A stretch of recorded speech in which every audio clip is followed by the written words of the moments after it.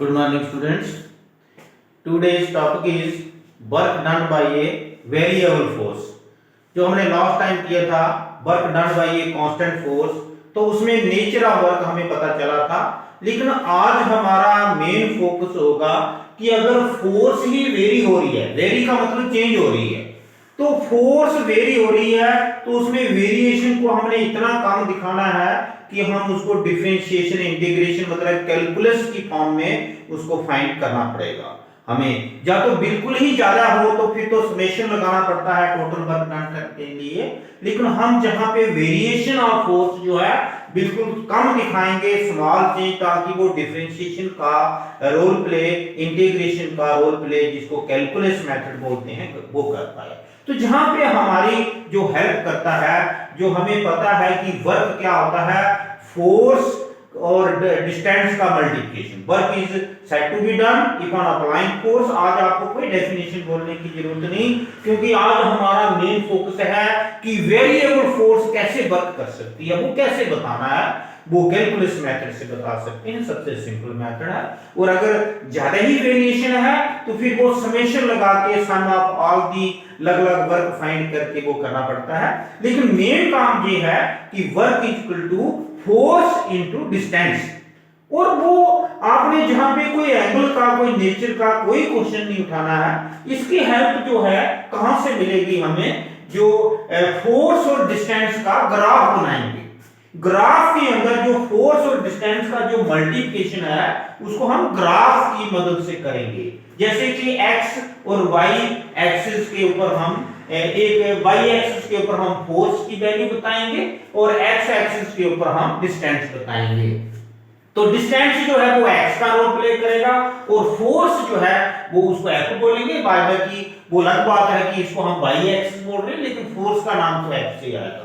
और force variable है, ये दिखाने के लिए हम जहां पे फोर्स की वेरिएशन, क्योंकि हम लाइन ऐसे नहीं ड्रा करेंगे, हम बिल्कुल स्लो मतलब जो ग्राफ का लाइन है वो हम पैरेलल टू डिस्टेंस ही करेंगे, थोड़ी सी उसमें इंक्रीज दिखाएंगे कि आस्ते आस्ते फोर्स बढ़ रही है। तो उसका मतलब होता है जैसे कि जहां पे मैं ग्राफ बनाने लगा ऐसे करके बिल्कुल स्लो मोशन में मैंने इसकी इंक्रीज दिखाई है। जैसे कि ये मैं आगे तक जहां भी ले सकता हूं, लेकिन इसको मैं जैसे जहां पे अगर फोर्स की वैल्यू है और जहां पे फोर्स की वैल्यू की थोड़ी चेंज है, लेकिन हम थोड़े डिस्टेंस में देखेंगे इसको। जैसे कि हम अगर कहेंगे कि ए भी एक कर्व है, ये एक जिसमें फोर्स की वैल्यू आस्ता आस्ता ये बिल्कुल एकदम ऊपर होगी, थोड़ी सी मैं इसको स्लो ही रखूंगा ऐसे करके।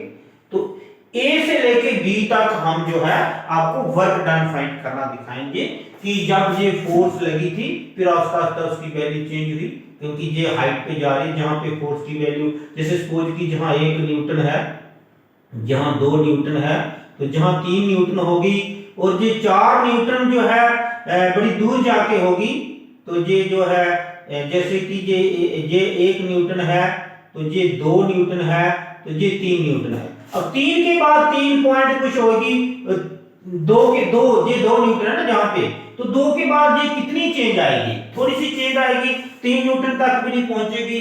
तो मतलब कि हम जो है इसमें थोड़े डिस्टेंस का जो है वो डिफरेंशिएशन करेंगे, जिसको dx स्मॉल डिस्टेंस में फोर्स, लेकिन फोर्स की वैल्यू ऑलमोस्ट सेम ही आपको सभी जगह शो करना पड़ेगी।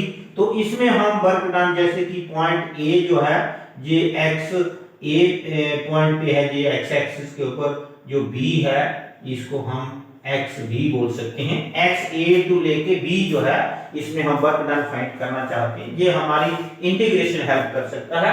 लेकिन इसमें क्या करेंगे, हम इसकी छोटी स्ट्रिप लेंगे। जैसे ये इतनी सी स्ट्रिप ली तो इसका जो एरिया है, क्योंकि इस वर्टिकल साइड में f आएगा और ये जो हॉरिजॉन्टल साइड में dx आएगा, ये dx, ये जो स्मॉल जो बीच में डिस्टेंस है ना, इतना सा डिस्टेंस जो है इसको हम dx बोलेंगे।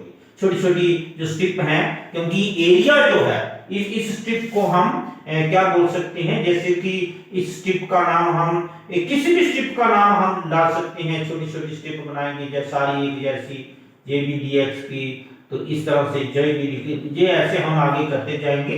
तो कोई भी स्ट्रिप हम इसमें से ले लेते हैं, सभी स्ट्रिप जो है उसका जो लेंथ है, जो ब्रेड्थ है वो dx है, और जो लेंथ है उसकी कोई भी स्ट्रिप इसमें से ले लेंगे तो उसका जो f आएगा, तो f into dx मतलब एरिया बन जाएगा स्ट्रिप का। ये स्मॉल स्ट्रिप जैसे कि p q r ऐसे बोल देते हैं हम, वो तो चलो जहां पे पॉइंट लिखने की प्रॉब्लम आ रही है तो जहां मैं r लिख देता हूं ऐसे, और बीच में दिखाता हूं कि इसकी जो विड्थ है वो dx है।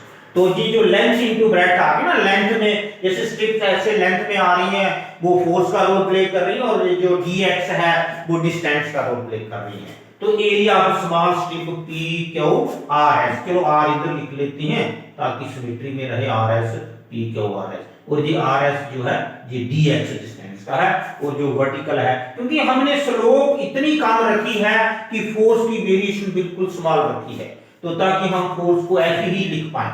तो वर्क डन बाय ये वेरिएबल फोर्स जो f है, पहले small work done through in moving the body through a small, ये ग्राफ ही हमारी हेल्प कर रहा है। तो small work done, small amount of work done by variable, vary होता है जो चेंज होता है, variable force F in moving a body through small, आज का बहुत ही आसान है और सिंपल है, small distance dx is given by, देखो हम ऐसे ये करेंगे तो ये आपको मिलेगा, कैसे मिलेगा, small amount of work done जिसको हम dw बोलेंगे f dx, जो कि area of strip p q r s होगा। तो ये कहां से आया, ये चीज कहां से आई, ये जो है पूरे कर्व का थोड़ा सा पोर्शन लिया हमने। अब पूरी कर्व के लिए a to b अगर हमने वर्क डन फाइंड करना है तो वो total work done in moving the body from a to b, from a to b, total work done, total work done in moving the body from a to b as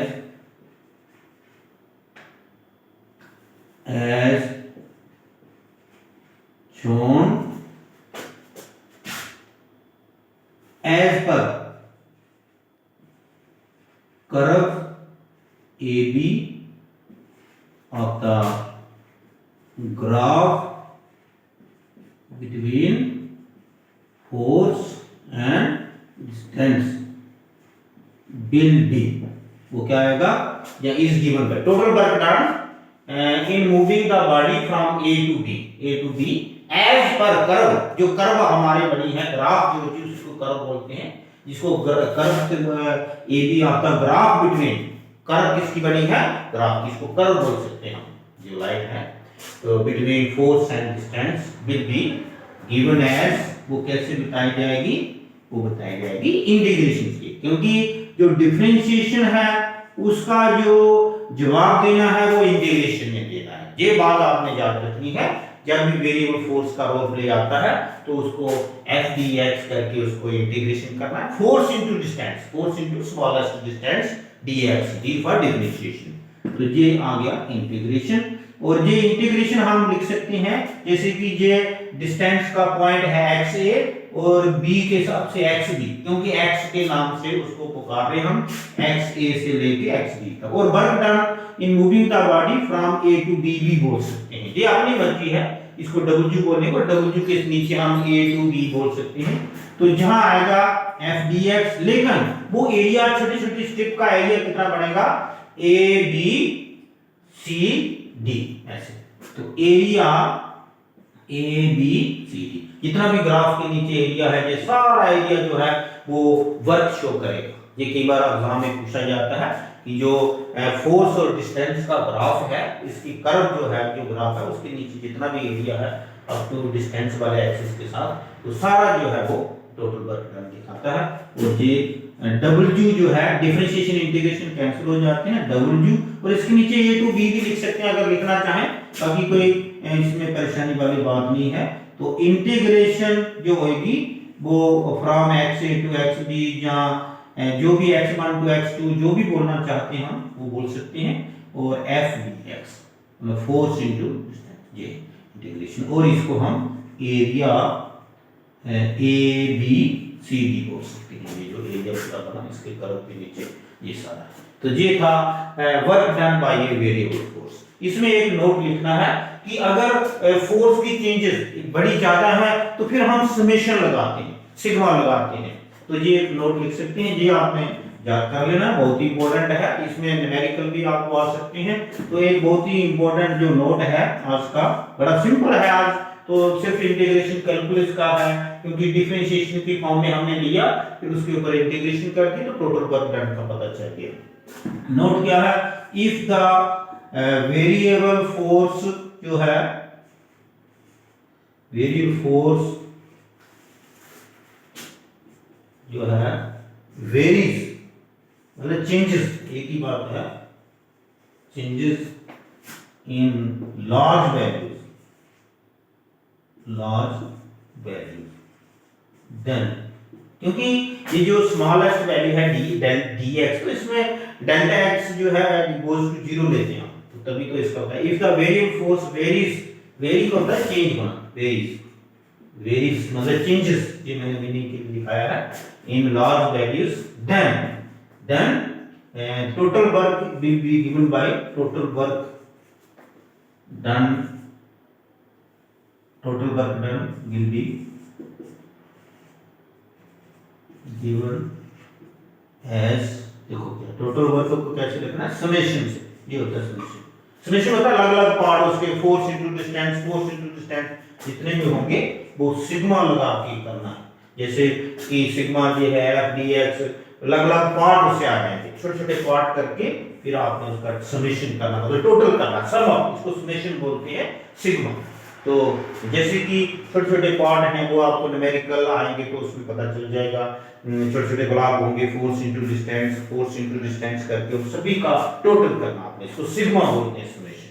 तो ये था आज का work done bye a variable force. ये आपका बड़ा ही simple रहा। तो इसके बाद हम नेक्स्ट करेंगे पावर वाला, कल करेंगे उसको। Okay, have a nice day.